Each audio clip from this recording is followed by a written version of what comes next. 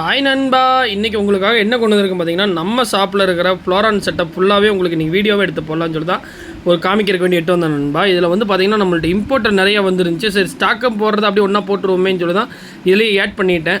இதான் நண்பா நம்ம ஃபுல் செட்டப்பு. இது மொத்தம் 2 செட்டப் நம்மள்ட்ட இருக்கும். இது ஒரு செட்டப்பு, இன்னொரு செட்டப், இந்த செட்டப் ஒன்று இருக்கும். இதில் வந்து பார்த்தீங்கன்னா ஃபுல்லாகவே நம்மள்ட்ட இப்போ காம்பா எஸ்ஆர்டி ஃபுல்லாக வந்திருக்கு. இதில் இம்போர்ட்டர் காம்பா நிறைய வந்திருக்கு நண்பா.